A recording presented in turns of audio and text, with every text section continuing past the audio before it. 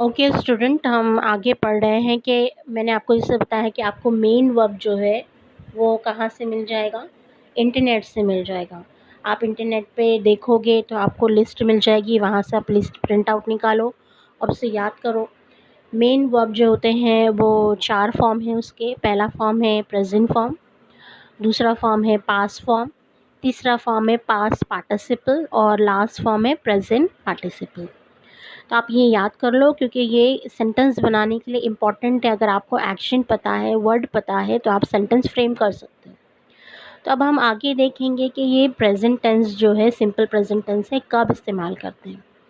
तो बच्चों कब इस्तेमाल करते हैं, जैसे आपको अपनी हॉबीज़ बताना है कि मुझे पुराने सिक्के जमा करने का शौक़ है। तो आप अपनी हॉबीज़ बताएंगे, इसके लिए आप ये सिंपल जुमला यूज़ कर सकते हैं।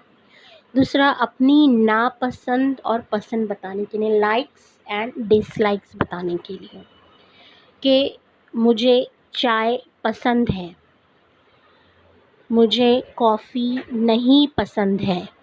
तो आप इस तरह से अपनी लाइक्स एंड डिसलाइक्स बताने के लिए इसका यूज़ कर सकते हैं। तीसरा, आप अपनी हैबिट्स को बताने के लिए यूज़ कर सकते हो। हैबिट्स का मतलब क्या होता है, अपनी आदत। आदत के अलावा इसे हम यूज़ करते हैं फ़ितरत बताने के लिए, है ना। यानी आदत बताओ और अपनी फ़ितरत बताओ। जैसे किसी ने अपनी आदत बताई कि भाई मैं सुबह में टहलता हूँ, है ना, ये आदत है। मैं रोज़ अखबार पढ़ता हूँ, ये आदत है। लेकिन अगर फ़ितरत बताना है तो फ़ितरत सिर्फ इंसानों की नहीं होती, जानवरों की भी होती है, कुदरत की भी होती है। जैसे फॉर एग्ज़ाम्पल, सूरज रोज़ मशरिक़ से निकलता है, दूध मीठा होता है ना, बिल्लियाँ दूध पीती है, गर्मी से बर्फ़ पिघलता है। आप देख रहे हो, ये जब जुमला मैं बोल रही हूँ तो कुछ जुमलों में करता है, होता है, इस तरह से यूज़ हो रहा है। तो यहाँ पर जो मैंने आपको 2 कैटेगरी बताई, हेल्पिंग वर्ब और मेन वर्ब, हम इसमें इसका यूज़ करते हैं, इस्तेमाल करते हैं। इसके अलावा हम रेगुलर एक्टिविटीज़, जो हम रोज़ाना काम करते हैं, उसके लिए भी हम इसका इस्तेमाल करते हैं। जैसे फॉर एग्ज़ाम्पल, रेगुलर एक्टिविटीज़ क्या है कि मैं खाना बनाती हूँ, हम स्कूल जाते हैं, क्या वो रोज़ ऑफ़िस जाता है ना। आगे बात समझ में। मैं सोने से पहले इंटरनेट बंद कर देती हूँ। तो ये रेगुलर एक्टिविटीज़ हो गई। लेकिन कुछ एक्टिविटीज़ क्या होती हैं जो हम इर्रेगुलर करते हैं, रोज़ नहीं करते लेकिन कभी कभार करते हैं। फॉर एग्ज़ाम्पल, आपने कहा कि मैं फ्रूट्स कभी ख़रीदता हूँ, या मैं फ्रूट्स हफ़्ते में 1 बार ख़रीदता हूँ। मैं ब्यूटी पार्लर जाती हूँ। तो हम रोज़ तो नहीं जाते ना, कभी कभार जाते हैं। तो ये इर्रेगुलर एक्टिविटीज़ हैं। तो बच्चों, ये इस तरह से हम अपनी ख्वाहिश को ज़ाहिर करने के लिए, आदत और फ़ितरत को ज़ाहिर करने के लिए, अपनी पसंद और नापसंद ज़ाहिर करने के लिए, रेगुलर एक्टिविटीज़ और इर्रेगुलर एक्टिविटीज़ को बताने के लिए प्रेज़ेंट सिंपल का इस्तेमाल करते हैं।